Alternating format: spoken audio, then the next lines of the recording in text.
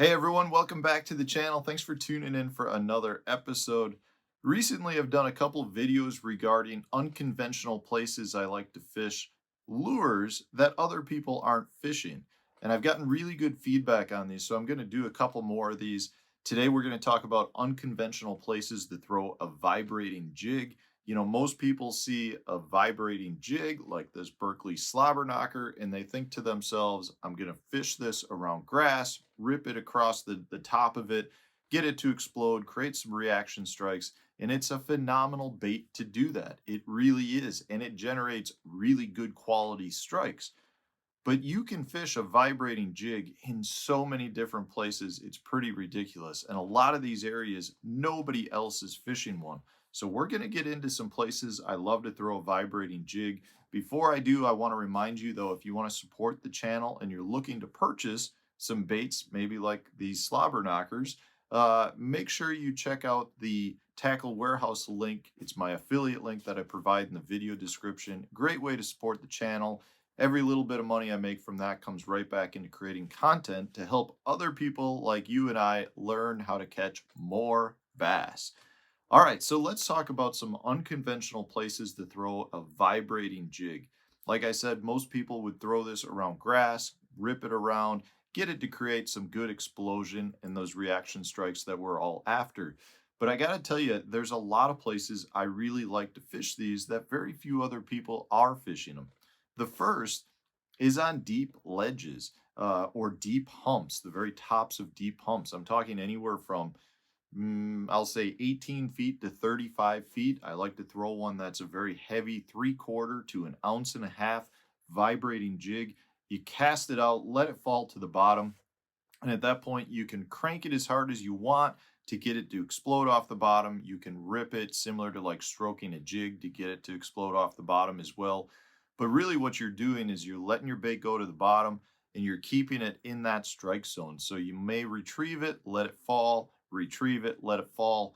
But there's something really good about having a vibrating jig down that deep. I think those fish just don't ever get to see it, and it generates some really good strikes. And a lot of times you'll catch the biggest fish in a school of fish on your vibrating jigs. So make sure you try it on some of those deep ledges.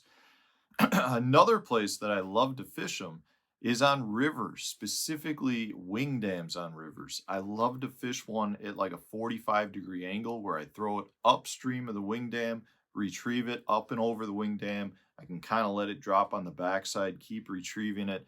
Really good bait for that because it comes up and over the rocks really well.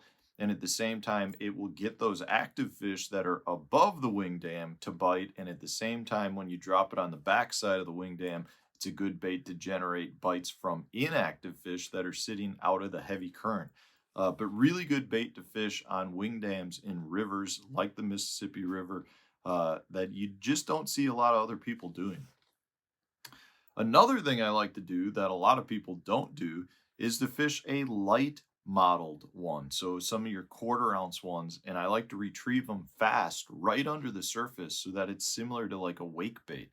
I'll retrieve it fast and then I'll kill it. Retrieve it fast, kill it. Kind of like you're burning a spinner bait under the surface. You're getting to see the commotion, but it generates some amazing bites. Aggressive fish that are looking for a good meal will come up and eat it off the surface because they can pin it against the surface. Really fun way to fish, but I got to tell you, you got to be prepared for those vicious strikes because they will rip the rod right out of your hand. But it's a good way to fish them. A lot of your shallower flats, anywhere from 8 foot of water or less. I like to do it in clear water situations where the fish can see it from a long distance away. But I'll retrieve it basically as fast as I can to keep it on the surface but not completely blow out on the surface. So I don't have a problem with the blade missing a couple of times, but you still want the blade for the most part to be vibrating. So I love to fish them under that situation. Another place that I really like to fish them is on your shell beds. I'll fish it similar to the way I mentioned with respect to the ledges. I'll throw it out, I'll burn it, let it fall back to the shell bed, burn it, let it fall back.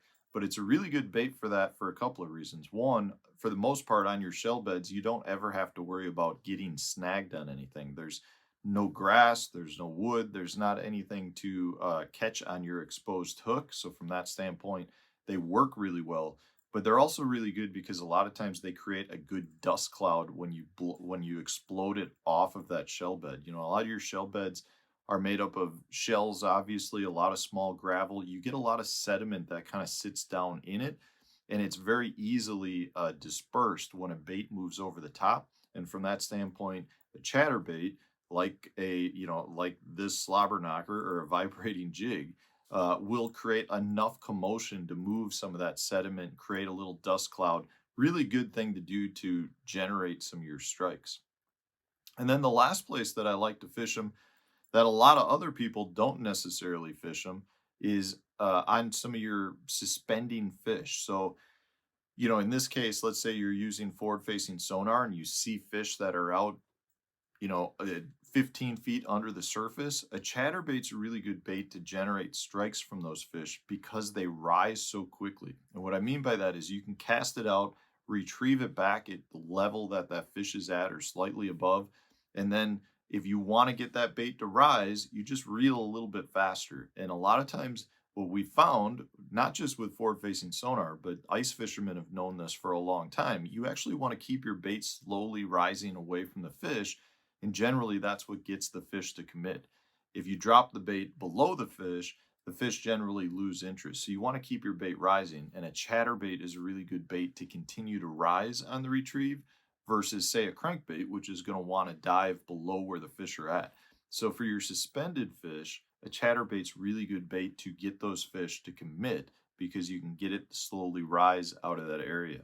So don't think you got to throw a vibrating jig just specifically around grass or some shallow cover where you can deflect it or rip it free. There are a lot of other good places to throw a vibrating jig where most anglers are not throwing one. So give some of these locations a try. I'll guarantee you catch a few fish. It really is a good presentation. If you've got some other areas you like to throw them that maybe other people aren't fishing them, put it in the comment section so we can learn from you as well. Otherwise, if you enjoyed today's video, hit the like button, subscribe to the channel if you haven't done so already. Stay tuned, new video coming out tomorrow.